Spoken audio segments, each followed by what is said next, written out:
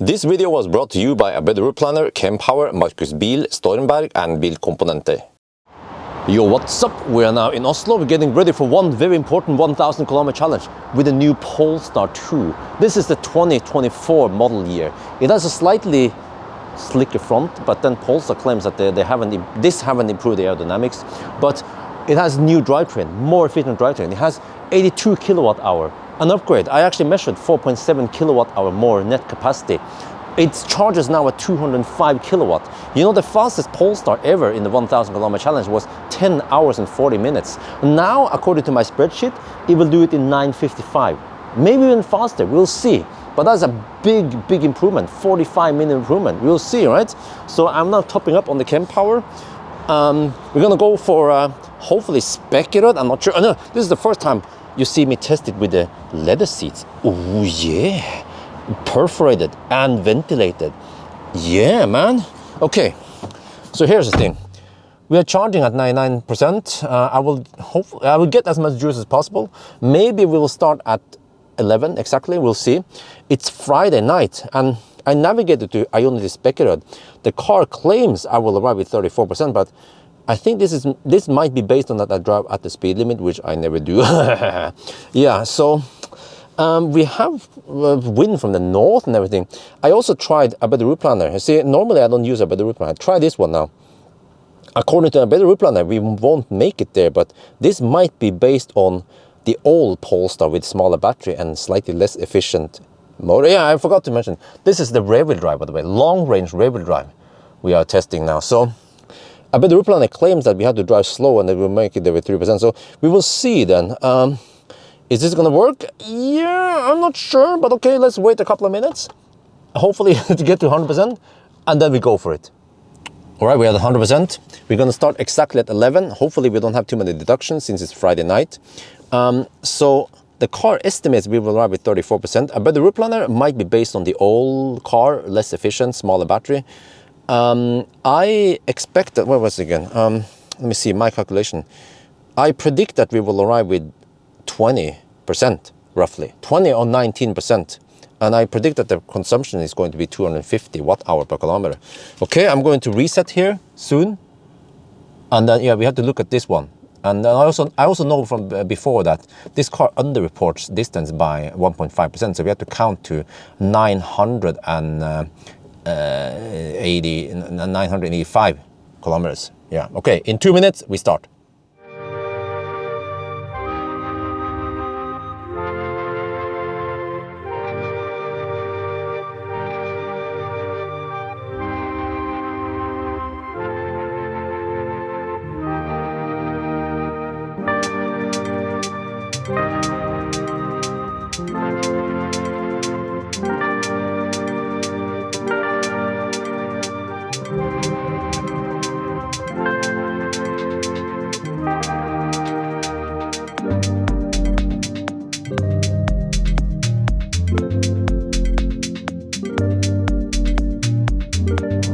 We just passed Göteborg now, and we are down to 8%. Wow, this went beyond my expectations. I was thinking, I can make it to Specular. No.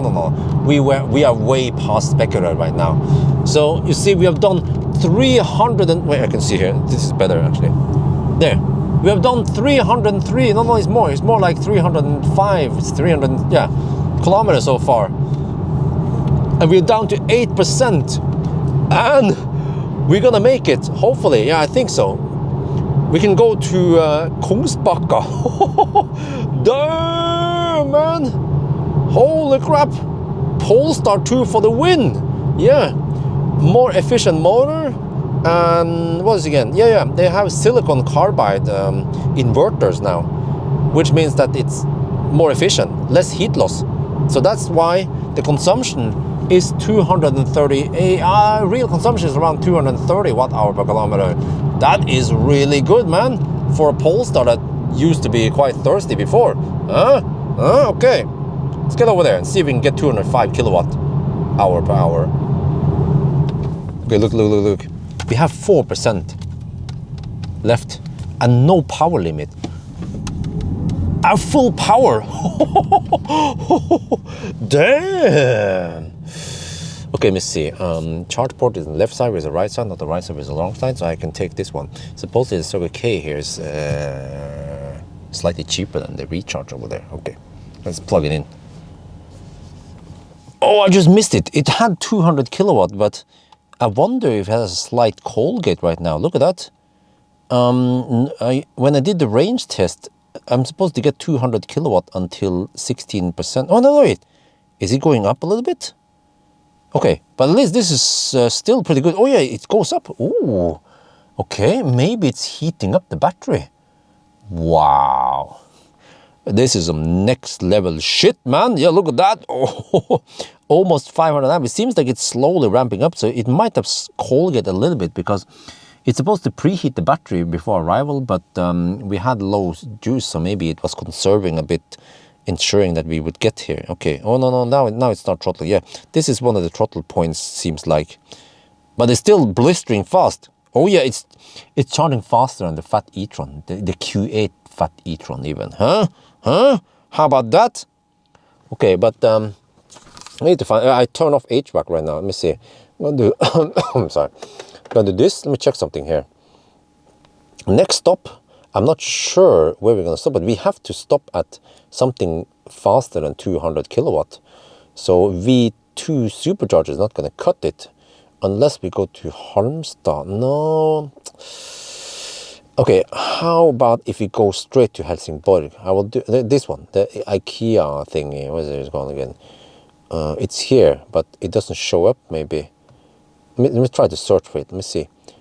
Tesla supercharger. Tesla supercharger. No. Oh, you found it. I accidentally pressed it. Oh, nice. Look at this. Wow, it found it. Okay, but the estimation is way off. It claims that I will arrive. No, it wants to charge. Okay, whatever. Let's start now. And we wait and see if we can make it there or not. That is whooping. Oh, okay, it added a charging stop there. No, I don't. Okay. Yeah, let me figure out something here. There. No. What? Okay. I'm trying to figure out how to read this. What is the total distance to that place?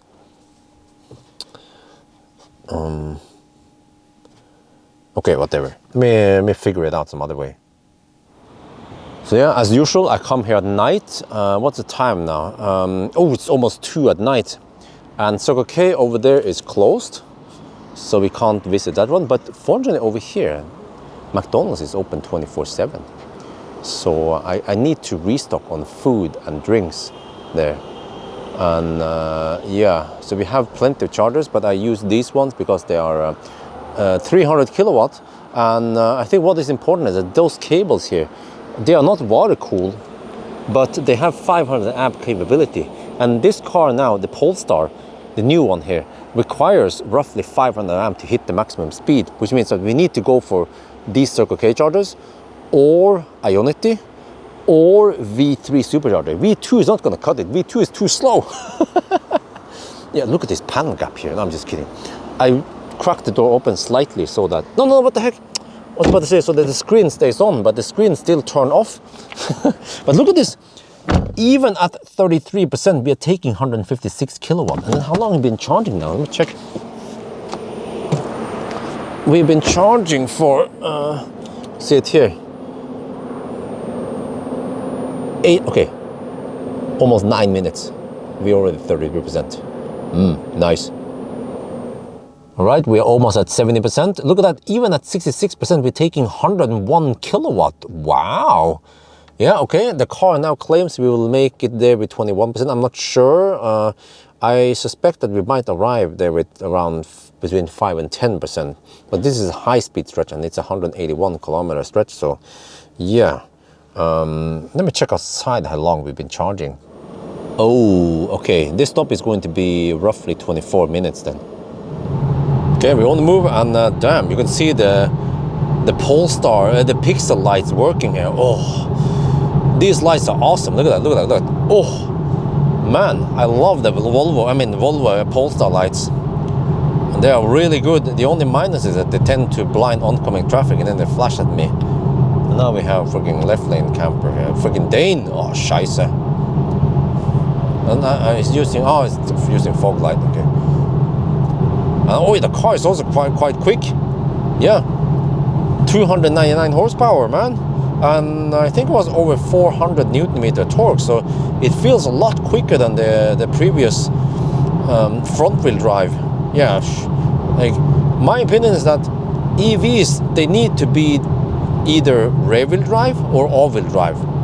Front wheel drive is design flaw and a disadvantage for an EV, because they don't have the same disadvantages as fossil cars. Fossil cars, yeah, rear wheel drive might be a disadvantage because you have big heavy engine in the front, but EVs, they don't follow those rules.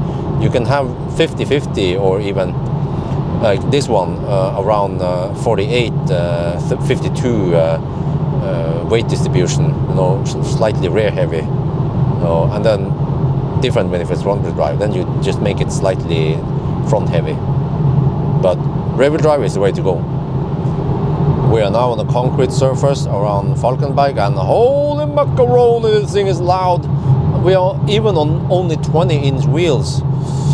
So yeah, I mean, I pointed out this before many years ago that the Polestar 2 is loud, and the new one doesn't seem to have the upgrade, or yeah, it seems to be more or less as loud as the old one. So seems like Polestar only updated certain parts like drivetrain and inverter and some other stuff, but the soundproofing seems to be more or less the same as before. So if you compare this clip to other clips with other cars, you will see that like even Tesla managed to improve the soundproofing over time. Other cars, well, the MEB cars, the German cars, they've always been fairly quiet. So yeah. Okay, let me show you now. If I go to the left lane, you will hear that we suddenly have way less noise, because this lane here is less rough as the right lane. The right lane is where the trucks drive, and that's why it's so rough and noisy over there. So this is because the soundproofing from the road noise is somewhat poor. And then I heard recently that the Model 3 Highland, they have improved both the sound, wind noise, but also the noise from the ground. Yeah. So rumbling and stuff like that, like, you know, when I go back here, show you. Wow. Wow. I'm guessing that 19-inch wheels would help slightly.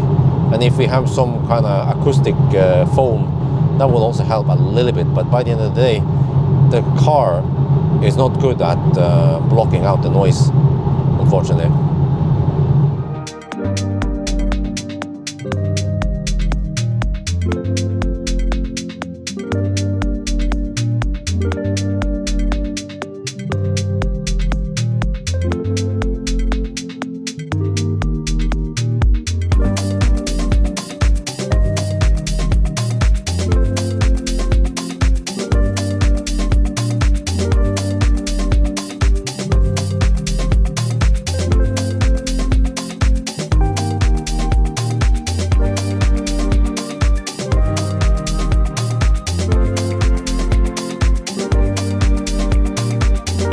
We're here.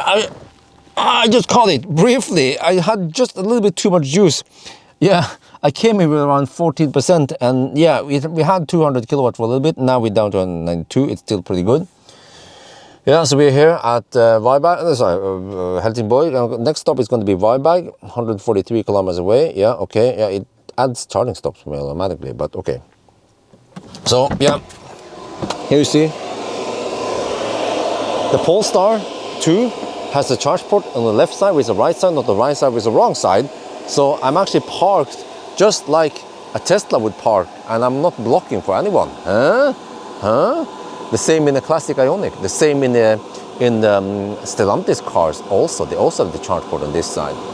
So yeah, V3 now, you get full speed.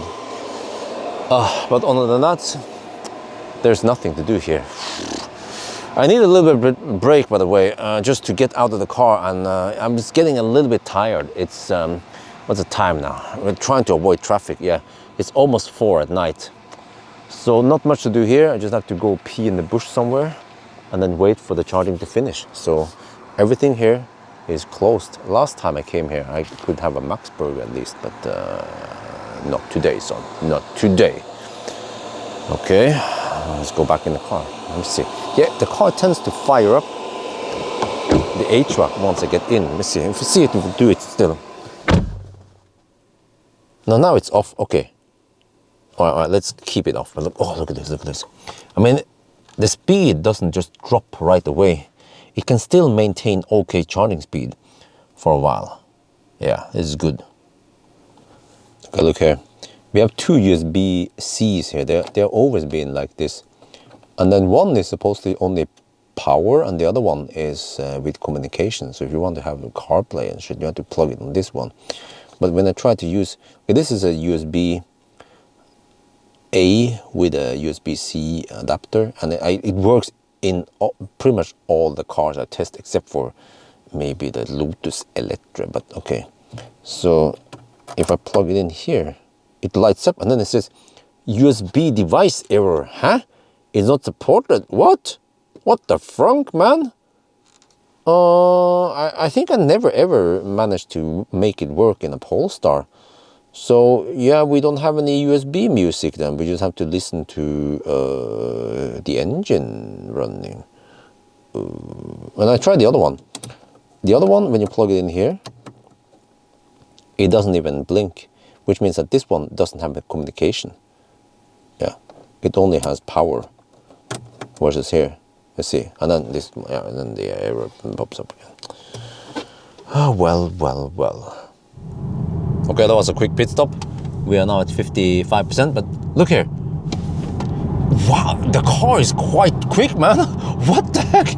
Right after we charge, the battery is nice and hot. Huh? Damn, man. It seems like this battery likes to be hot. It doesn't replicate that much. And yeah, just like a Tesla battery, maybe, that it wants to be at 50 degrees, or you might get the best power output at 50 degrees. I'm not sure. Oh, so schnell! Helga! Oh, damn, this car is, it's just a rear wheel drive. It's just a rear wheel drive. It's the poor man's Polestar, but look, okay, the screen is a bit bright, but okay, look. Okay, do a little acceleration. I also like it, the display updates fast. It's not a laggy display like most legacy automakers. Okay, barely go. Oh, shit.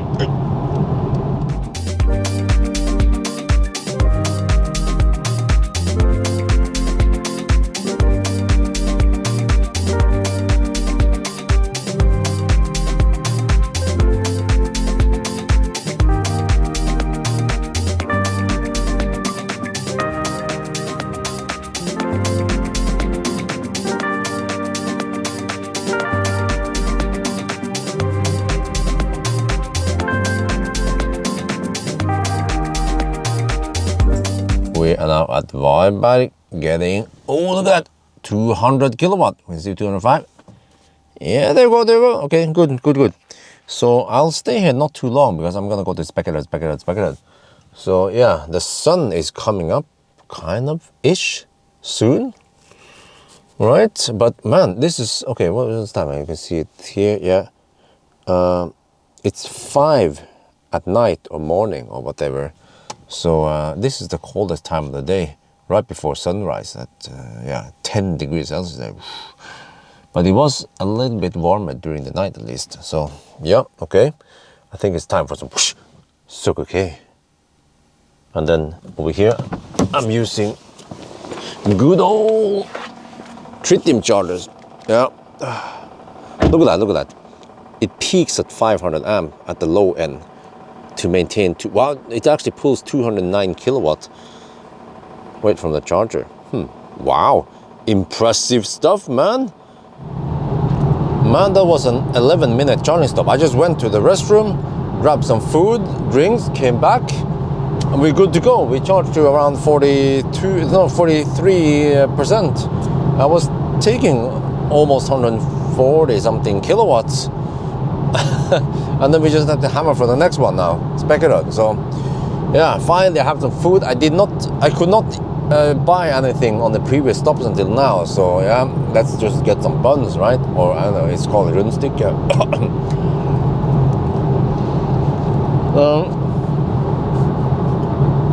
Fortunately, we have AutoSteer that works fairly okay. This one works like before. It tends to hug the inner curve a little bit. Sometimes it feels a little bit unstable. For the most part, it works good.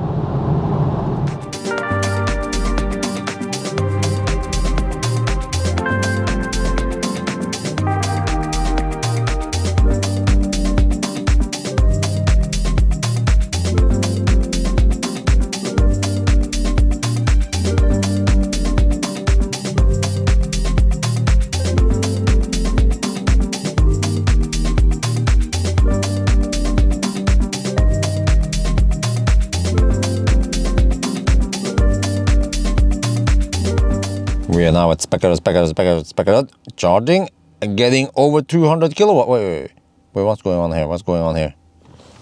Let me check Ioniq charging screen. What? Yeah. Man, the screen there just died. Look, mega. I saw it briefly there. Yeah, American Megatrends. Yeah, those tritium chargers. Oh, okay, whatever. Yeah, okay, 196. Oh yeah. So yeah, let me, as usual, we do this. Let me show you how. We can do it several ways, but the fastest way is just to say Ioniq Strømstad. There. What? Look at that. Damn. Okay. You know, maybe a small mistake is that instead of going with the Spekerud and then there, maybe I could have gone straight to Hogstorp, but then I'm not sure, because then from Hogstorp back to Oslo, that's 180 kilometers, and maybe this is the best deal. We just go quickly now, charge to around 45%, and then ride on the 200 kilowatt wave. Yeah, let's try that strategy. Okay, you can almost see it, but it's 10 degrees Celsius outside. Winter is coming, summer is over. This is the 2nd of September, but I just went inside the gas station, grabbed some drinks, came back here, and we are almost good to go. This car charges so fast now. Look, 10 minutes of charging, we are at 43%, and it's still taking 138 kilowatt. Look at the speed, man. Look at this shit. Really impressive, man. Okay, I think we are pretty much ready to go. I'm just getting a little bit buffer now, because I calculated we need to spend around 36%, so we should arrive with around 8% now.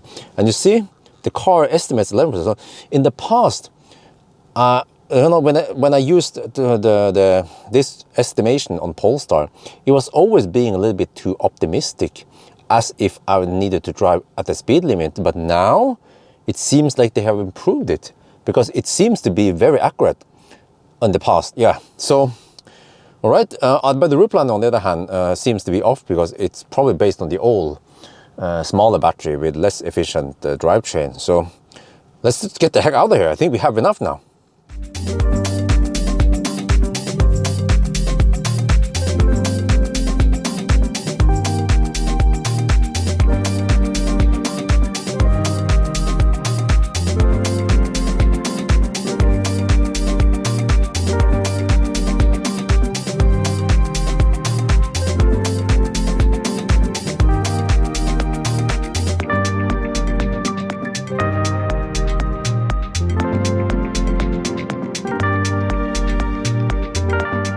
Wow, look at this.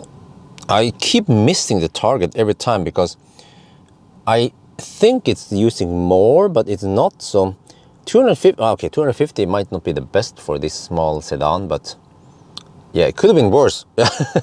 So yeah, well, actually the correct number is roughly 245 watt-hour per kilometer. But okay, so let me repeat again that we need to go to 985 kilometers because this car is underreported by 1.5%. So yeah, we need to charge a little bit. You see, we have to drive 130 kilometers, and we are now, no, what the heck is this? We are 140 kilometers away from home. So in this loop, we don't have to do a convenient charge, because we will 99.5 kilometers away from home, and we need a little margin anyway, right? So I already calculated we need to charge to around, I don't remember, it was around 45. Oh yeah, I have the notes here. Oh, okay, I'm gonna spend 42%. So if I charge to, let's say, 47%, that should be enough. Hey, I have to check something here. You know, these tritium chargers, they tend to be kaput all the time. ABC always be kaput, but now it seems like it's working.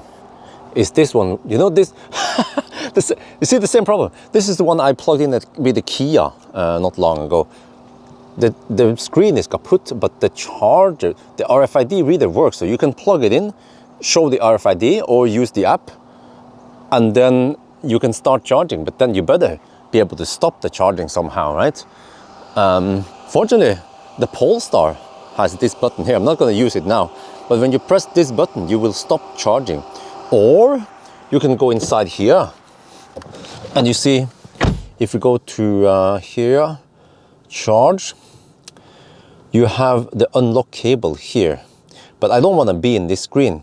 I think actually by default it doesn't show up, because if you have something here, this could accidentally rub into that one and then stop charging. That's what happened in the past, actually.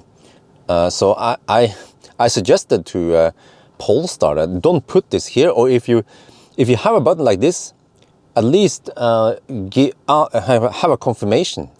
Are you sure you want to stop charging, right? Or put the button way further up where you don't accidentally bump into it. But either way, no matter where you have that button, you should have a confirmation. Stop charging, yes, no, you know?